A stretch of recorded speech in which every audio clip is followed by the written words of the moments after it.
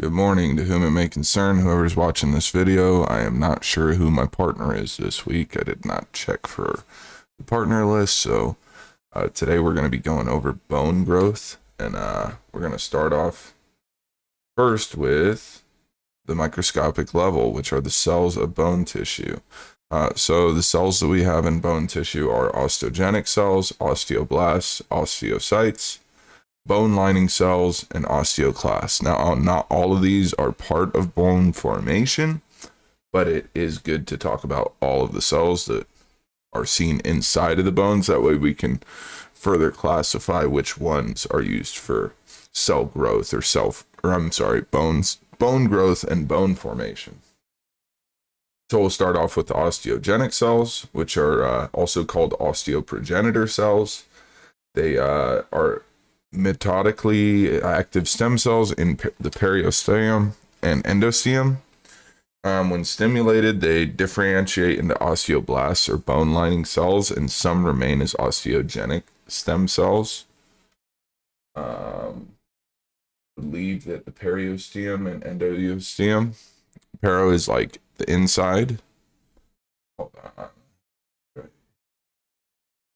Yeah, so no, peristeo cells are on the external and endostele are inside or internal. So that's how you can differentiate between that. The next one we're going to go through is the osteoblasts, and they are bone forming cells that secrete unmineralized bone called osteoid. Osteoid is made up of collagen and calcium binding proteins, and it makes up about 90% of the bone protein. They're also actively mitotic, and they are essentially the bone building cells that we think of. Are next, so they are crucial in like bone forming and bone growth. Next, we're going to go through the osteocytes, which are mature bone cells in the lacunae that no longer divide. They maintain bone matrix and act as a stress or strain sensor. They respond to mechanical stimuli, bone loading, bone deformation, weightlessness, and they communicate information to the osteoblasts and osteoclasts, the ones that we'll go through later, that destroy bone, so that bone remodeling can happen. This bone matrix can be made or degraded as necessary to preserve calcium homeostasis. So osteocytes are kind of in charge of keeping everything homeostatic.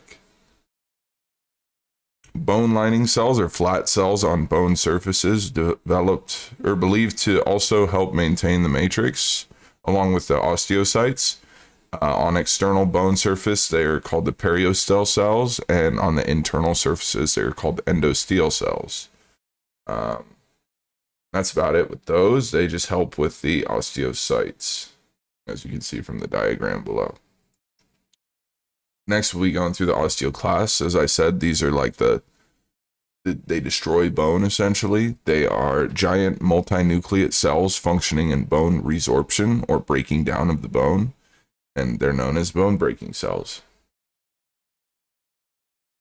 So there are two types of bone growth ossification: intramembraneous ossification and endochondral ossification. The cells that are involved during this process are the osteoblasts, which are the building cells, the osteocytes, which are the cells that tell what the other cells to do, and the osteoclasts that break down bones. So they kind of work in harmony together.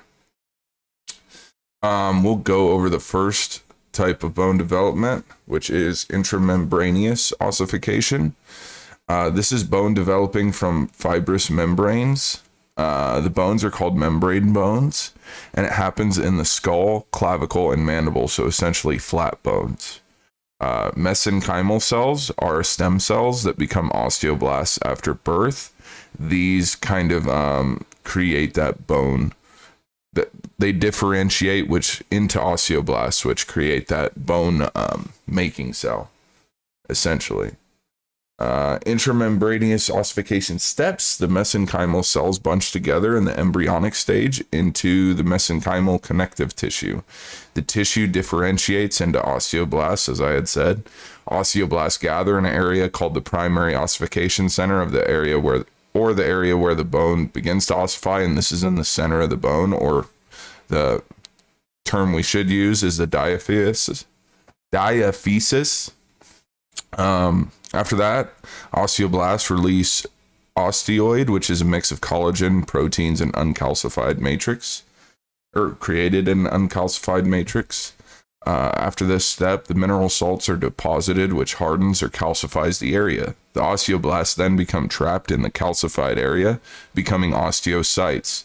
The surrounding cells continue steps 1 to 7, adding calcified tissue, allowing for bone growth. And then these osteoclasts are constantly remodeling the bone during this process. That's how they work in homeostasis together. Next, we'll be going over the endochondral bone formation, which is bone forming by replacing hyaline cartilage. The bones are called cartilage endochondral bones. They form most of the skeleton during the adolescence phase, and you'll find them in long bones or long bone formation or growth. The cartilage serves as a placeholder for the bone, and it takes a longer amount of time to complete. That's why it's during the adolescent phase through most of your childhood until you become an adult. So during this process, the embryo has some mesenchymal cells differentiate into chondroblasts or cartilage cells.